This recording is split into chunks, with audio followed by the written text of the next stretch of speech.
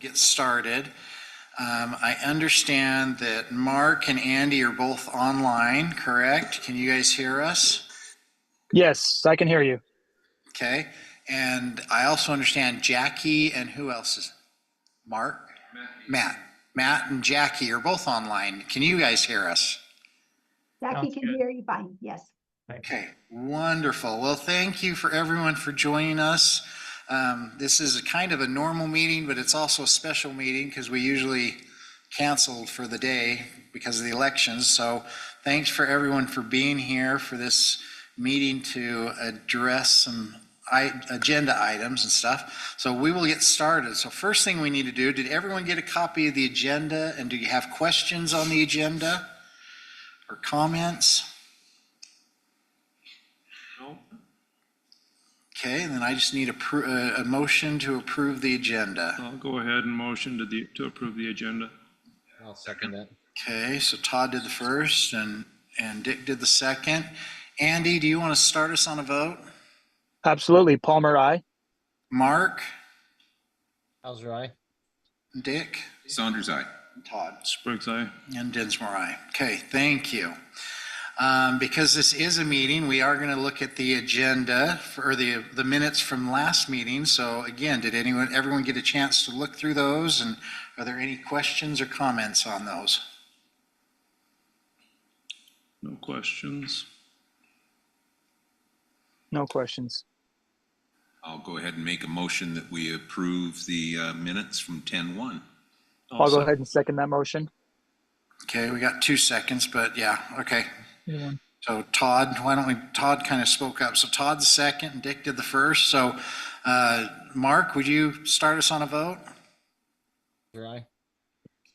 Andy? Palmer, aye. And Todd? Spriggs, aye. Dick? Saunders, aye. And Dinsmore, aye. Okay, thank you.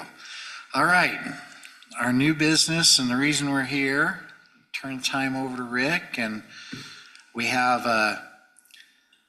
2 recommendations. So first, let's look at the first one, the new business, the recommendation for the city council to approve a resolution authorizing and improving the Power County Power Project power sales contract with the UAMPS and related matters. So Rick, if you'll fill us in on that, some of that. Okay, and actually both of these items for the presentation pretty much will be simultaneous. Okay. They're very close cousins as far as the power sales contract. They're 2 different projects, but as far as the general reasons and needs and all that are basically the same.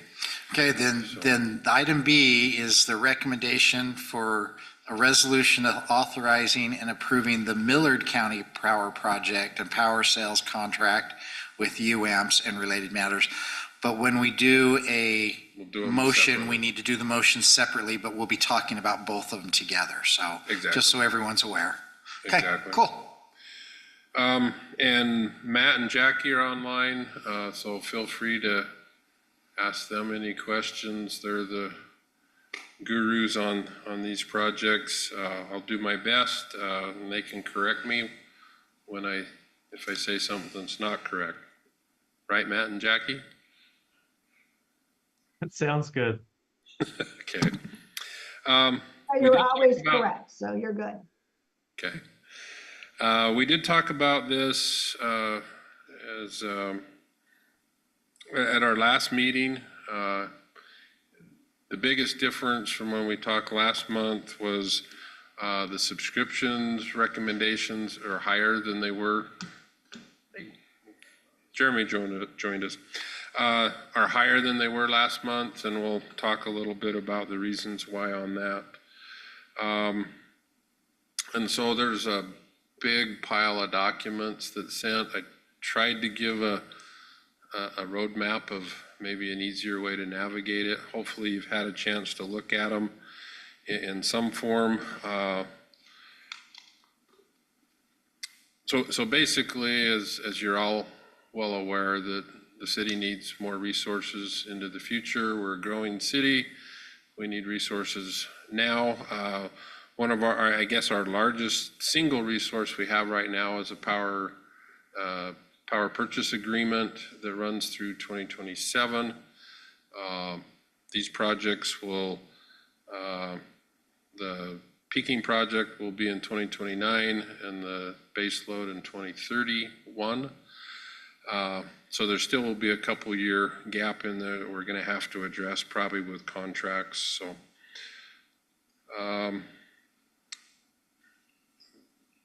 this was some talking points that UAMPS provided to us in conjunction or similarly to Washington. UAMPS as a whole is in need of resources. So they did an integrated resource plan, identified several projects that are needed. And one of the things here in the middle is the IRP recommended both a combined cycle, kind of a baseload product, as well as peaking product that UAMPS needs in general, and that carries over to most members. Maybe not all, but most of them have very similar needs.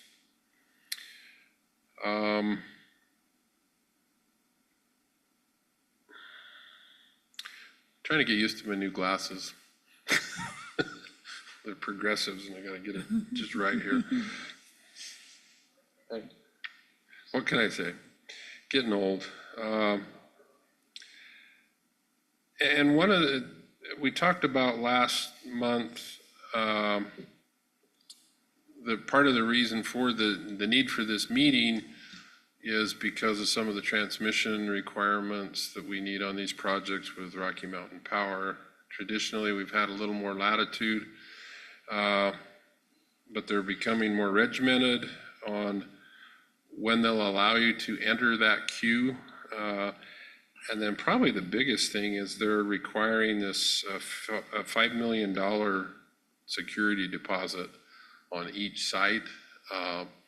And the main reason behind that, and I think the reasoning is good, 5 million seems a little steep, is to weed out those projects that are really just people speculating and not really serious about doing a project. And so it just muddles up the queue and makes it difficult for them to plan for the future. If we miss this window, which will be coming up in January, we'd probably be at least a year delay to get back in that queue. And so that's the reason why the meeting tonight, and then it will go to council, assuming that you recommend to the council we proceed. It will go next week to city council meeting on the 13th.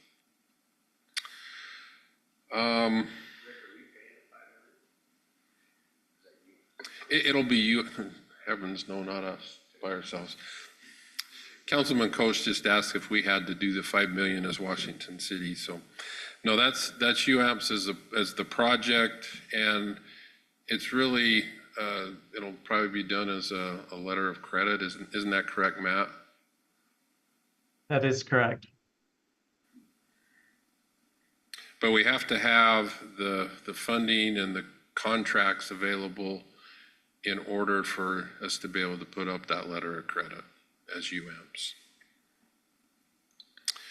It'll be, each project will be a separate project and set up very similarly to the other UAMPS projects that. Are we responsible for any portion of that? Spelled out the percentages that we're getting? Are we responsible, Washington City, for any portion of that? Of the 5 million? Yes, I mean, that'll be part of the project's costs. And I think, we don't have the percentages here. You don't happen to have those by any chance, do you, Matt? I think we're about 5 or 6% on both. 7.5% on the peaker and 6.8% on the baseload. So that's Washington City's percentage of the 5 million that we're obligated for. Correct, if that 5 million were to actually get spent. Right. Yeah. So again, they're using it as a security. How's a better way to say that, Matt? I mean, we'd only be held to the amount of money that's spent on the study, but they require that up front to help weed out. The study would be anticipated to be between $100,000 to $200,000 per project. But the letter of credit is required to, as Rick was mentioning, weed out the speculative developers so that only those truly interested in moving projects forward are left to simplify the interconnection queue with Pacific Corp. Okay. So it's kind of a new dynamic that they're entering in to do this. Normally on a letter of credit, they draw down on it only when funds are needed for things like construction and so forth. So if there's, it seems reasonable, 100,000 or so for studies, but I don't think we're at much risk. Right. And through both of these projects, until we actually decide to proceed to construction and it gets constructed, I mean, we'll be obligated for our percentage portion of the funds that are spent on studies, on land acquisition. So if a year from now, for whatever reason, we decide not to, as UAMPS, pursue the project, we would have some cost obligation based on that percentage.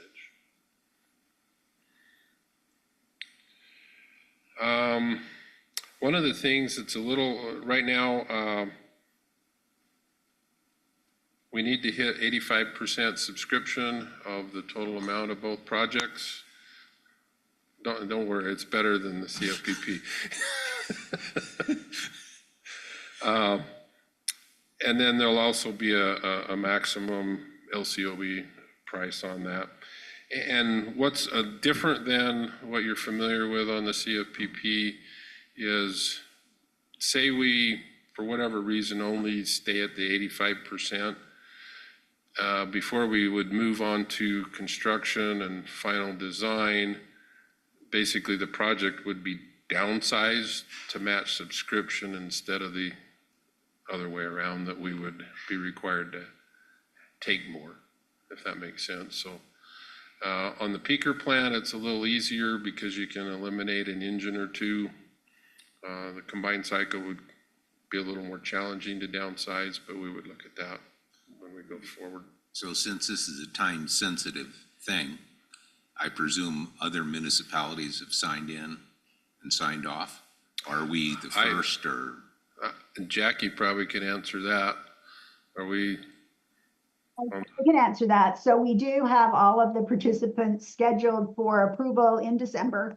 And I'm tracking those. We have 2 so far that have approved, but moving forward through that process.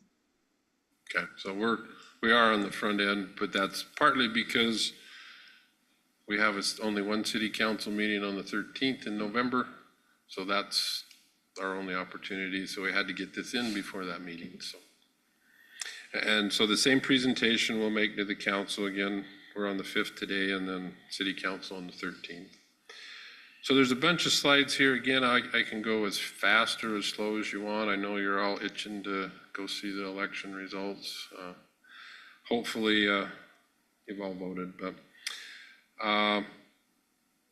this is similar to the information previously provided through the RRP. It shows, UAMPS needing a significant amount of different resources to meet future needs as a group.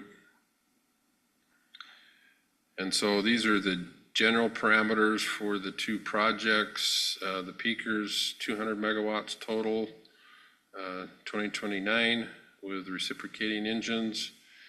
And the baseload project is 360 megawatts, 2031 combined cycle.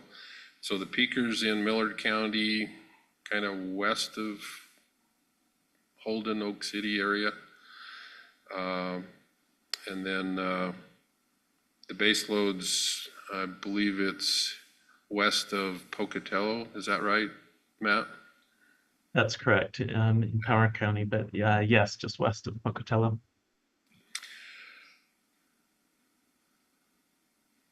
Pardon? Go ahead. So dumb question, what is the peaker plant? The other is the gas-powered engine. What's the peaker? It's actually natural gas powered. They're both natural gas powered. It's just the technology. In fact, we can do a real quick slideshow for our board retreat. We went down to Tucson. They have a similar peaking plant.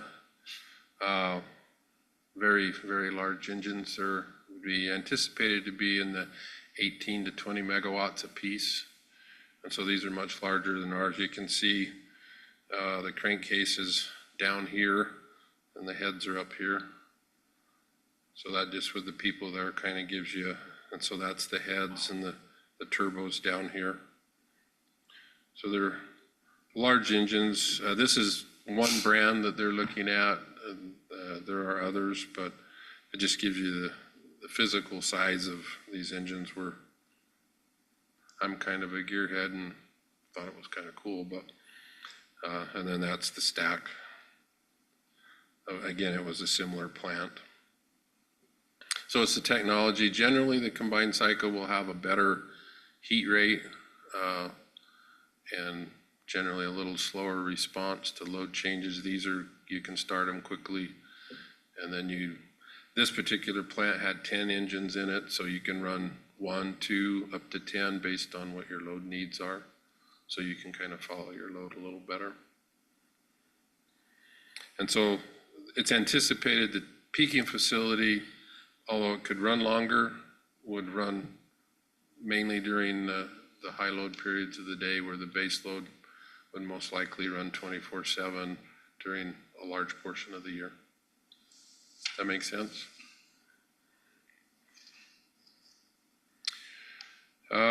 We've already talked about this, the peak. This just shows some major milestones and decision points to get it online by 2029 with one of the most critical things on both projects is to get the study back from Rocky Mountain, and we know exactly what the interconnection scope is, and it'd be, I think it's anticipated to be about a year from now, we'd have a lot better information on that. Both of them would be designed as technologies available could burn some form of hydrogen mix to keep that option open in the future.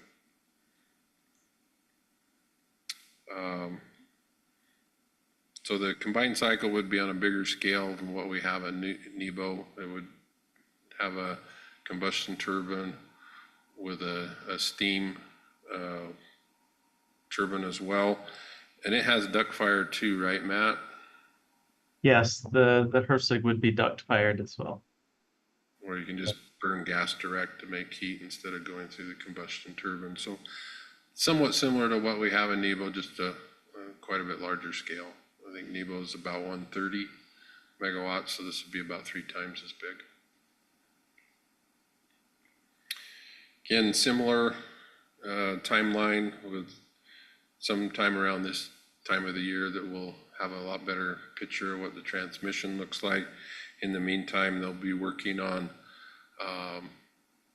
preliminary designs, refining estimates, those kind of things, working on the gas interconnections. And so this is the anticipated range of costs for the peaker. Cost would be about $112 with a capacity factor of about 40%. So when I saw this, why the difference in the cost? And then why is the peaker so wide of a range compared to the Millard? The big difference there is the capacity factor, which means basically like a capacity factor of 20% means you're only running at 20% of the time. So the more you run it, you spread those fixed costs over more kilowatt hours, so it drives the average cost down. And the peaker doesn't have quite as good a heat rate as the combined cycle. And so those two factors are the big difference between those. And that's the rough current estimates of about where it looks like we might run these plants. And can you explain, Matt, a little more what the Lazard data analysis is. I tried to look it up and it wasn't overly clear, other than it's a benchmark of what other projects are doing. Is that correct? That's correct. They're looking at different projects across the nation and putting together averages and ranges to provide, just as you mentioned, a benchmark to identify where are we compared to others. It's a little bit difficult to make it an apples to apples comparison based upon the data, but it is helpful just to kind of see as an estimate where we would fit in.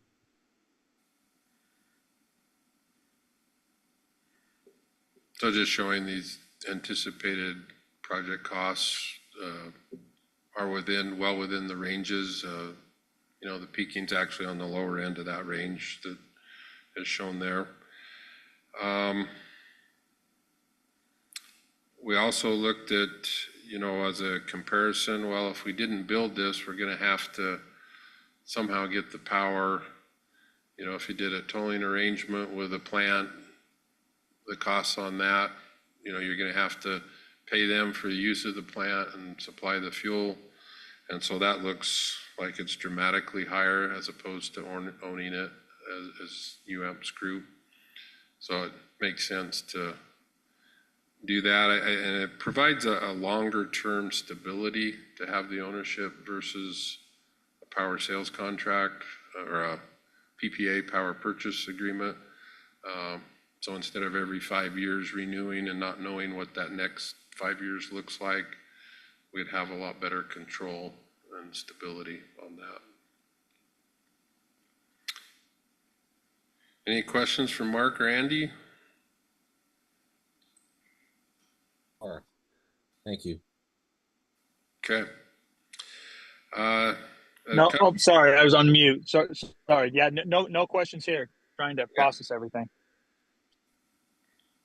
Okay. I think we've covered most of on this slide. You know, if we miss this window to submit to Rocky Mountain first part of the year, it could result in at least a 1-to-1. If we delay this, if we miss that window and it delays it a year, all the COD dates would move back a year as well. And I don't think it's even set in stone that another window would be open in January of 26 either.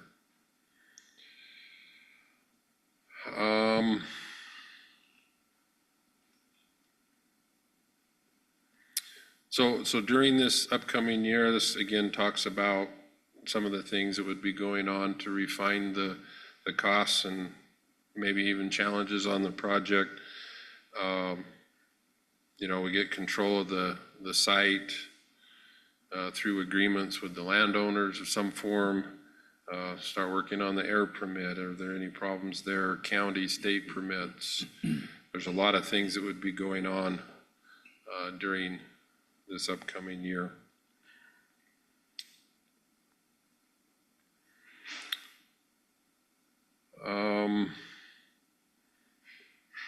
Power sales contract, that's that nice, easy read, 77 pages each. I'm sure you all read that, each word. Whereas. Yes, you made it that far? Okay. But it includes all of the aspects of the project, from design, construction, operation, you know, 30, 40 years from now, actually decommissioning of the project are built into those costs. The one difference, or one of the differences between the peaking plant and the baseload plant is UMPA, which is Utah Municipal Power Authority, is that right? Agency, I think it is. Agency, which is 6 municipal members, somewhat similar to UAMPS. It looks like they will be a participant. Was it 60 megawatts, Matt? Or 50? Yes. So there are some little paragraph differences that addresses UMPA participating in the project with UAMPS. Did you say UAMPS has seat on as a part of the management committee? Is it part of the management? All the Or- participants in the project would be on the project management committee for each. So myself or Washington, whoever their representative would have that representation at the PMC level, just like we do on Horse Butte or Vail or Payson. So there'll be a separate standalone project with separate financing. So yeah, we'll have our say just like we do on any of the other projects. In fact, the power sales contract is very similar to those other ones we have at Nebo and Vail and Horse Butte. So we need the power sales contract before financing can take place in order to do the letter of credit and all those kind of fun things. We won't be billed until energy is received by the project, so those costs will be accruing through the project, but we won't see a line item on our bill at this point.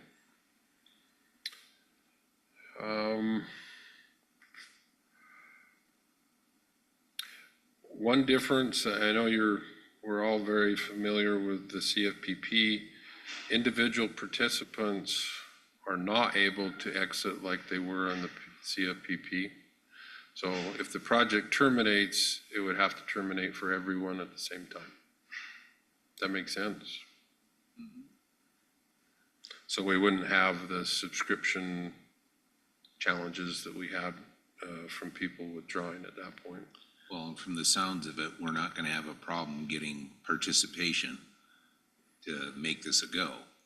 I don't think so. I think everybody's very positive on being able to get there.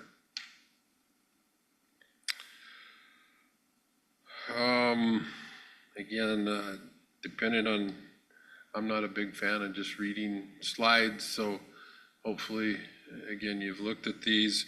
So the main will be in the development period for a period of time, and then once that gets done, we'll make a decision to move on to construction.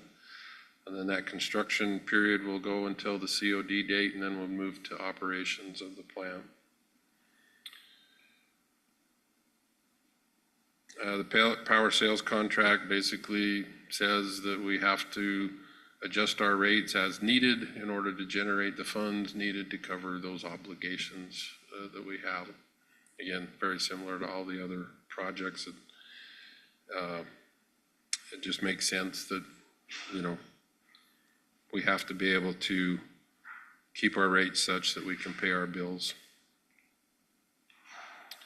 And it is a take or pay. If something happens to the plant and it's not there for a while, we still pay for those costs.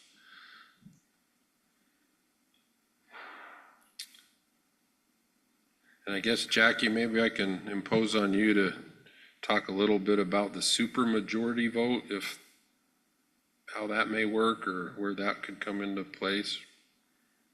So in order to terminate the project, we'd have to have a supermajority vote to terminate, but also supermajority to move forward to construction at the end of the development phase. And that would be by number and by kilowatt hour or KW participation as well, right? That is correct, 50%, 85% of the, 75% of the participants and 75% of the entitlement. You are correct. So it's kind of a double protection there. Again, just repeating this, it'll be set up just like all of our other projects with the same ability to vote and discuss things, and we meet monthly, and so the larger UAMPS board only acts on the recommendation of each of the project management committees, so they can't override what's done there. All they can do is either an up or down, and then it would go back if for some reason they didn't vote for it. Um,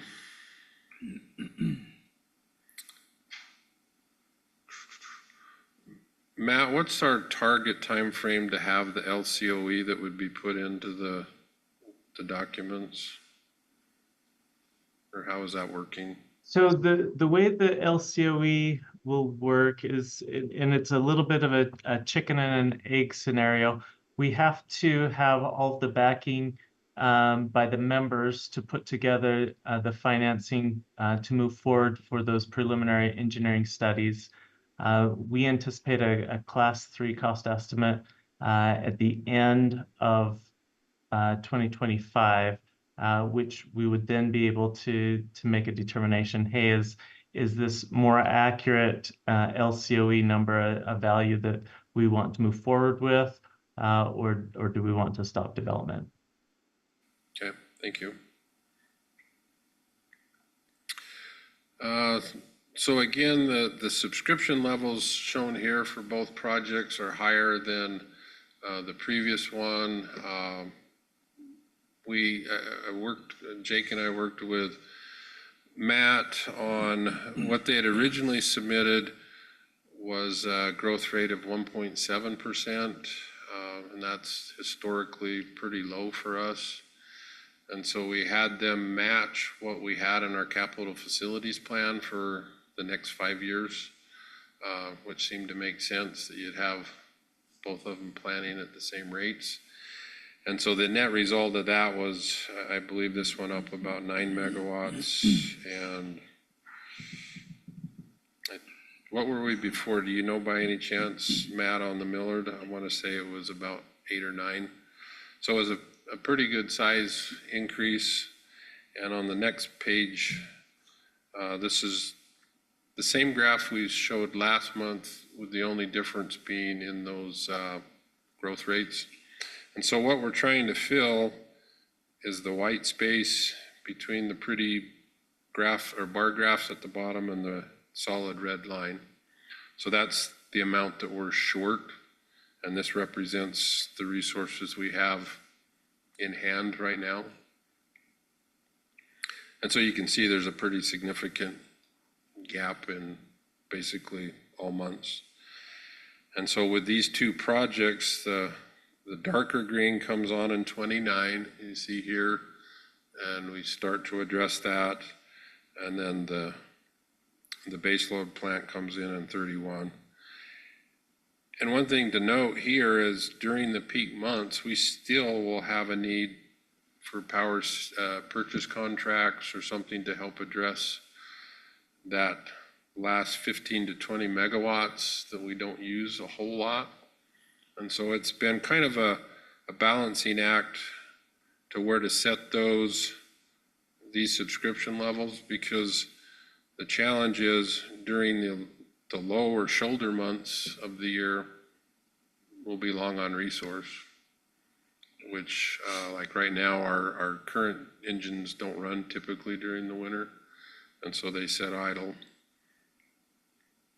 So that's kind of a challenge, because we have about a 3 to 4 times difference between our peak loads this time of year versus in the summer.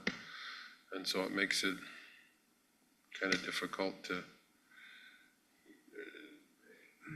this only Washington City? Yes.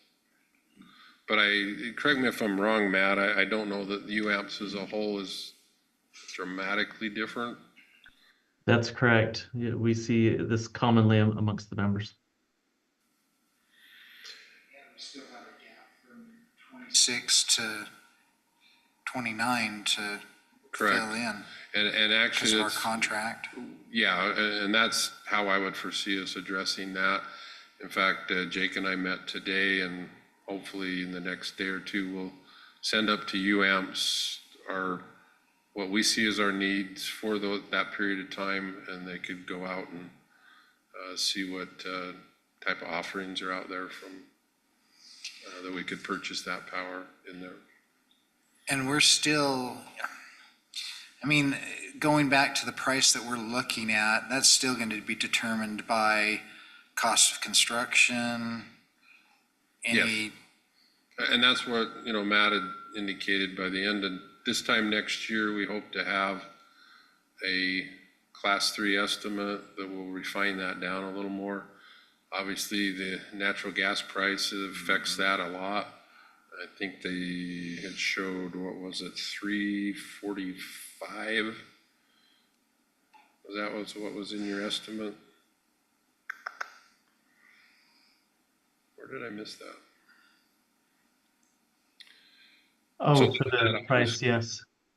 That will have an effect on, Slide 9, I think. Yeah, it's before the power cell stuff, Rick. okay.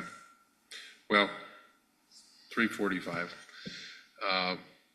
Today it was like $1.12, I think. So it's just, that's a good benchmark that they've used for future gas. This outlines the assumptions that went into those graphs that we just showed. Again, the growth rate, the 6.5, basically 6.5, these match the capital facilities plan.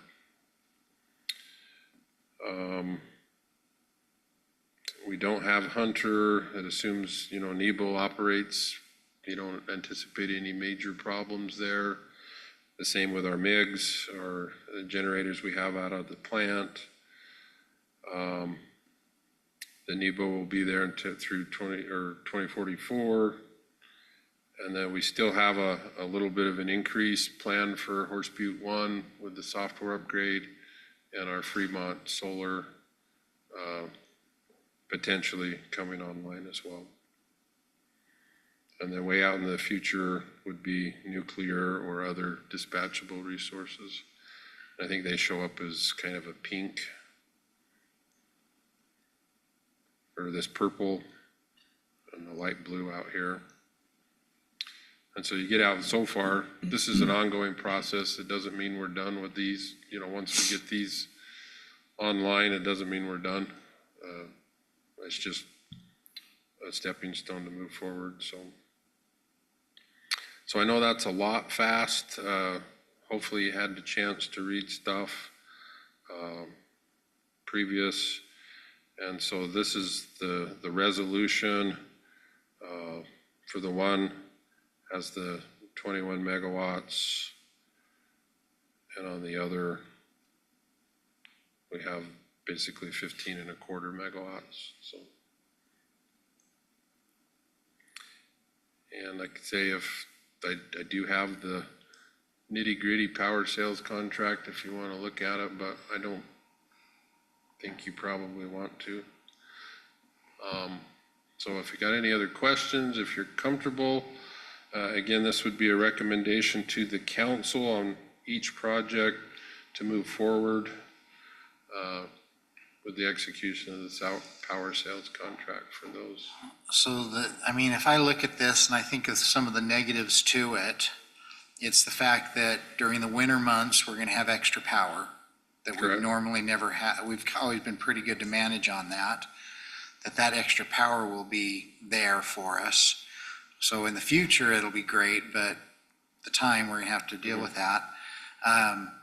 The price, that 110's a little bit higher than we've contracted in the past. And we're looking at those prices and not knowing what the future price is. But that's a market that we just don't, no one knows, so. Correct, but actually, we've been paying that or higher the last few summers. Yeah, price-wise, it's still better than some of the things that we've Exactly. been paying market price. Correct. So, it's just the unknown of what if the other side it drops, but that would also drop too, so. And Matt, and I know this is, I don't have any slides to go with it, but there are some changes coming on the horizon to the wholesale power market, the extended day ahead market, and resource adequacy requirements. I don't know if you could touch base on those.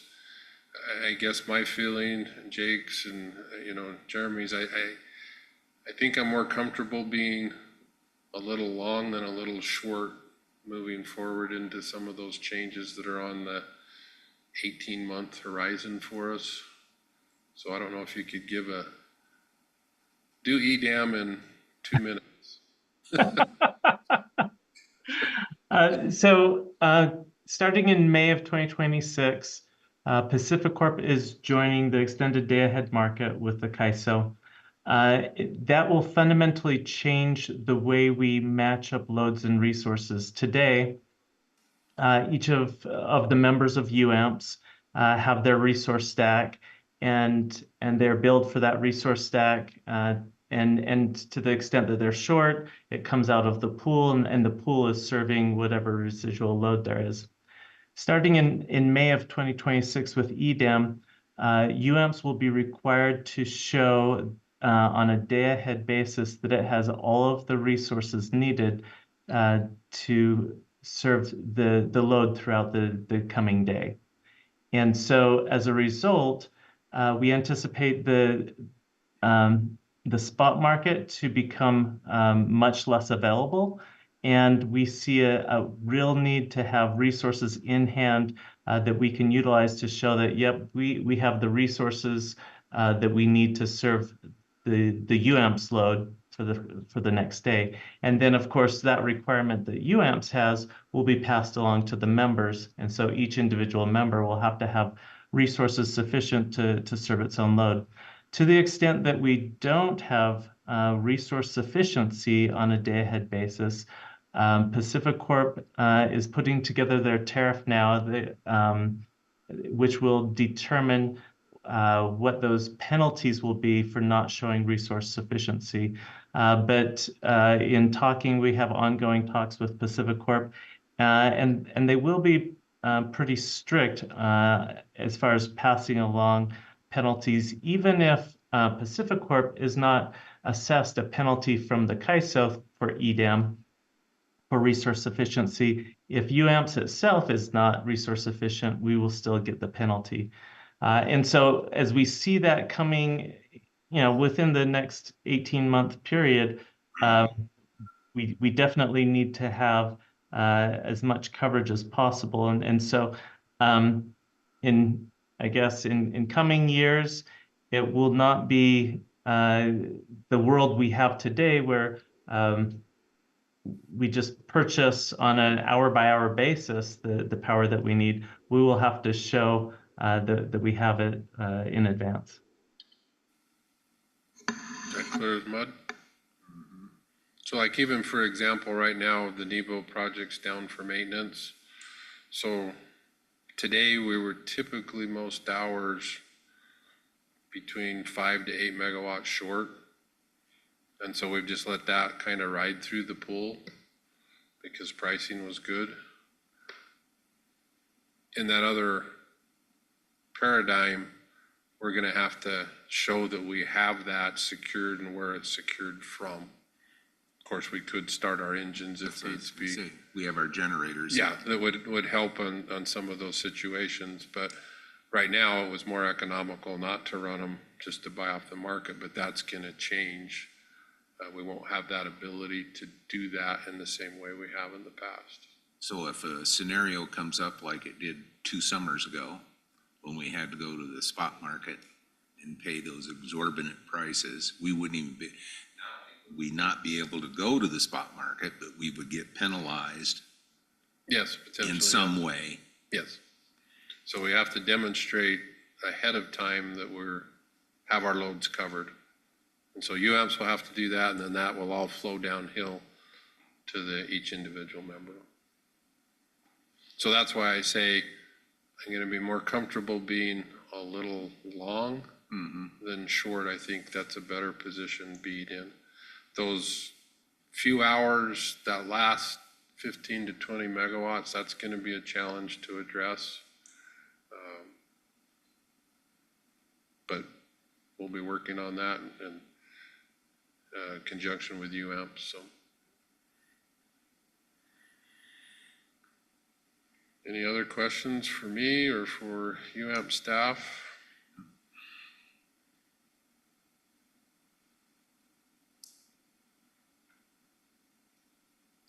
I mean, the way it looks to me, we're kind of backed into a corner. We don't have a choice. I mean, we have to have additional capacity someplace. There's limited variables nuclear is not on the table right now. Not for a while. Geothermal is maybe, but not on the table right now. The only problem I see with signing up for natural gas is it could be a political issue because, We might know later tonight how that goes. well, but even that's only a 4-year window. And Correct. but we can't control that variable. But the reality is, unless politically they say we can't burn natural gas, this type of generation has been proven. It's reliable, it's long-term. In fact, some of the plants I think we have, we've even extended their life. So Yeah, and it's as cautious as we can be, I think. I mean, and even California's kind of proved that out, that now they're allowing natural gas at certain times because it doesn't work without it. Yeah. So they're, So what's our biggest challenge or biggest concern right now? Is it getting the 85%? Is it, we have, I think I read somewhere that we have access or the natural gas is all in place, right? Pipes are run, access to all of the natural gas, is that right? What's our biggest concerns? and maybe I'll give my stab. I mean, both sites are well-positioned near transmission electrically as well as transmission on the natural gas. I mean, we certainly haven't locked up a natural gas contract for these projects at this point in time, but that's part of this next year as they'll be working on what's it gonna take to interconnect there. But they know where they're going. to Exactly. get it. It would be refining those details, and that all goes into the cost. And what else do you see, Matt, as our biggest challenges right now?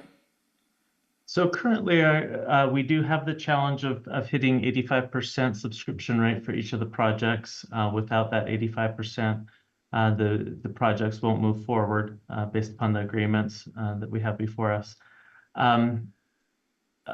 In other challenges, schedule challenge, especially with respect to generation interconnection, there's quite a bit of uncertainty on for the peaker, whether we would be able to have a generation interconnection in place with PacifiCorp by 2029 in order to actually move forward. The cost of the generation interconnection, I mean, immediately before us, we have site control on the two sites, getting options,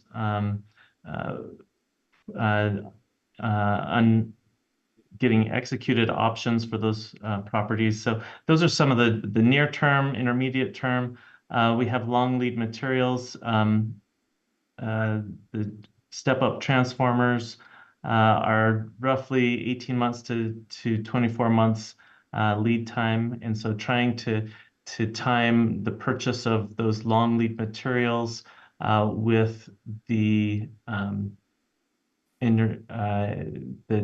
generator interconnection with PacifiCorp, along with the purchase of the actual engines or the combustion turbines. So those are probably some of our challenges we see over the next couple of years here.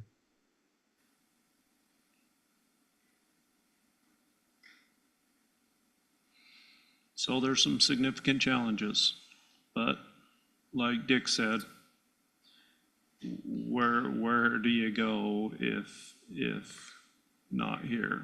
We got a real challenge if we don't do anything. Yeah, I mean, we have to address those needs somehow. Yep. And any project you do, whether it was even if we did something in-house, you're gonna have similar challenges, maybe just a lesser amount. exactly. But time-wise, it may not even be a whole lot different.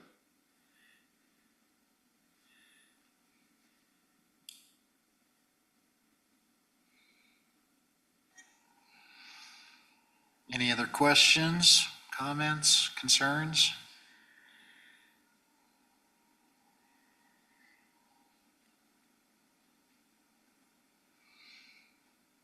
I don't think I do.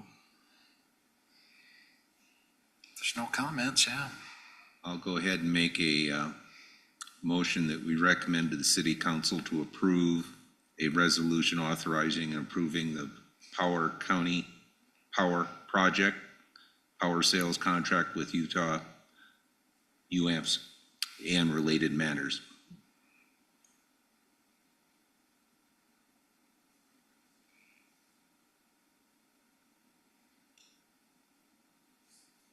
Is there a second? I'll go ahead and second, since they're chickeny. Okay, Todd second, Dick motioned. Andy, do you want to start us on a vote? Yes, Palmer, aye. Mark, Hauser, aye. Todd, Spriggs, aye. Dick, Saunders, aye. Dinsmore, aye. Okay, there's one.